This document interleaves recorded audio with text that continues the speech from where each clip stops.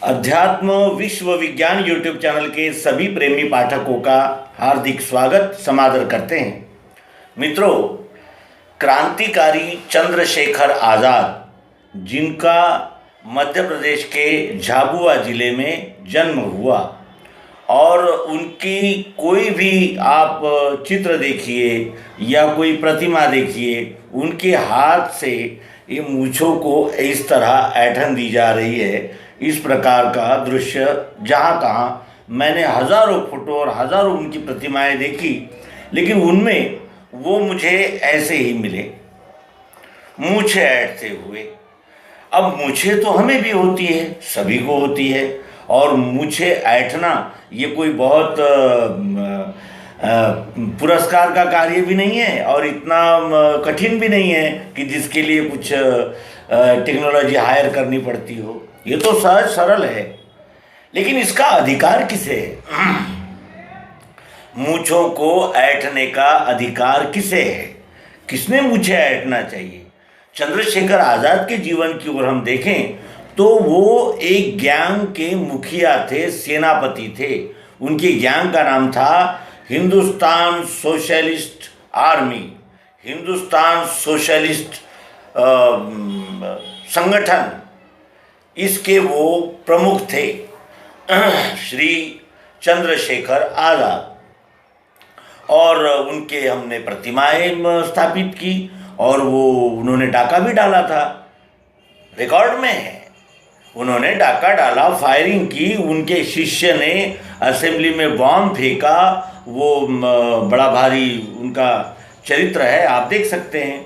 और फिर भी हमने उनकी प्रतिमाएं लगा ली, और वो भी प्रतिमा इस तरह की है, एक हाथ पिस्तौल पे है और एक हाथ मूँछों पर है। मर्द किसे कहना चाहिए? क्या हमें मूँछें नहीं है? लेकिन मूँछें ऐंठने का अधिकार किसे है? कौन मूँछें ऐंठ सकता है? मूँछें ऐंठने का अधिकार हमें कौन दे सकता है? और कौन ऐसा कारक है इस जीवन में जो हमें मूँछें ऐंठने का अधिकार देता है? और हमारी मूँछें ऐंठने वाली तस्वीरें लोग अपने घरों में सजाते हैं, बड़े बड़े ऑफिसों में लगी हुई हैं, और उनकी प्रतिमाएं हमारे शहर में अनेकों स्थान पर है। और इसी तरह है, उन्होंने डाका डाला और कहा कि क्या करें, हथियार लेने के लिए हमारे पास पैसा नहीं है। अब वो पैसा आएगा कहाँ से, इतना सारा पैसा? और वो उस समय निर्धन और गुलामी में सैकड़ों सालों से रही हुई जनता, और खाने की ही मारा मार, वहाँ हथियार कहाँ से ले? तो जनता ने भी कहा कि नहीं, सही बात है, हथियार के लिए डाका डालना बराबर है, ये आपने अच्छा किया, डाका डाला। एक डाकू का सम्मान करते हैं। क्यों किया जाता है एक डाकू का सम्मान? क्योंकि वो तो ऑलरेडी रिकॉर्ड पर है। उन्होंने एक गैंग भी बनाई और उन्होंने क्रांति यानी जगह जगह बॉम्ब विस्फोट भी किए, और उन्होंने, उनके शिष्यों ने जाकर यहाँ से विदेशों में जाकर फायरिंग की और लोगों की हत्याएं की, और हमने उन्हें पुरस्कृत किया। कुछ गिने चुने ही लोग थे जिन्होंने ये कहा कि वो आतंकवादी है, वो आतंकवादी है, लेकिन वो भी उनकी प्रतिमा पर पुष्पांजलि और माल्यार्पण करना नहीं भूल सकता। और वो अगर भूलता है तो जनता उसे किस नज़र से देखती है, ये भी हम सब जानते हैं। क्या बात है, पिस्तौल रखने वाले को लोग ये विश्व मान्यता देता है, खजाना लूटने वाले की प्रतिमाएं बनाते हैं। लेकिन खजाना लूटना और हत्याएं करना और फायरिंग करना और अनेक प्रकार की केसें लगा लेना, ये तो बहुत सारे लोगों ने किया है। लोगों ने उन्हें डाकू कहा है। मलखान सिंह, मोहर सिंह, माधो सिंह, सुल्ताना, फूलन देवी, कितने नाम गिनाए, राम सिंह, कितने नाम, वीरप्पन, कितने लोगों के नाम गिनाएंगे, लेकिन उनके कहीं पुतले नहीं दिखते और कहीं जय जयकार भी होता नहीं दिखता। और उनकी ऐसी फ़ोटो तो हमने देखी ही नहीं कहीं। ऐसी फ़ोटो जब भी देखी वो चंद्रशेखर जी आज़ाद की थी। चंद्रशेखर तिवारी नाम था उनका, चंद्रशेखर सीताराम तिवारी। इनके पिताजी एक उद्यान में देखरेख करते थे, माली का काम करते थे, ब्राह्मण जाति में पैदा हुए थे। लेकिन चंद्रशेखर आज़ाद वर्ण से क्षत्रिय थे और उन्होंने कहा था कि सब गुलाम हो, मुझे परवाह नहीं, मैं गुलाम नहीं हूँ, मैं आज़ाद हूँ। कैसी गुलामी, कौन गुलाम बनाएगा मुझे? ये अंग्रेज जो मुट्ठी भर बाहर देश से आकर हम पर यानी शासन करेंगे, हमारे खजाने लूटेंगे, कौन है वो? मैं नहीं मानता, मैं आज़ाद हूँ, मैं आज़ाद हूँ। और अल्फ्रेड पार्क में जब उनकी हत्या अंग्रेज सिपाहियों ने की, तब भी मुखबिरी ही हुई थी। क्या उस मुखबिर को ओटो पर मूछें रखने का अधिकार है और इस तरह ऐंठने का? मूछें ऐंठी जाती है और वो ऐंठन में भी एक स्वाभिमान होता है और उस ऐंठन में भी एक आदर्श होता है, एक आचरण होता है। क्यों?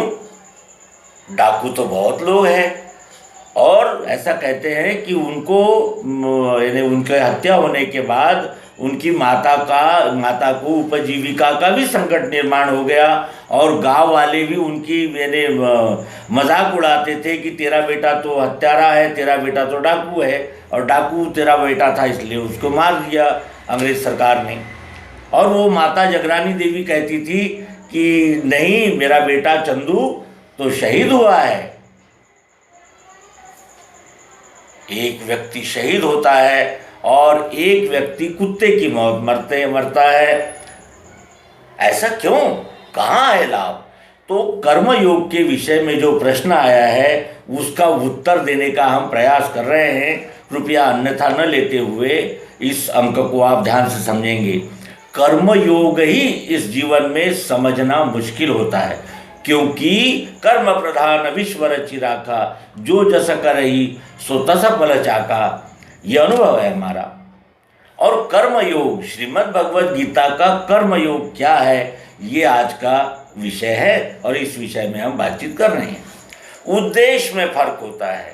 जैसे अज्ञानी कर्मसंगी फलाशा से कार्य करते हैं ना अर्जुन, ज्ञानी लोक कल्याण दृष्टि से करते हैं। कार्य तो एक ही होते हैं लेकिन उनके उद्देश्य में अंतर हो जाता है। और कर्मयोग ये श्रीमद् भगवद गीता के 3-4 अध्याय में समझाया गया है।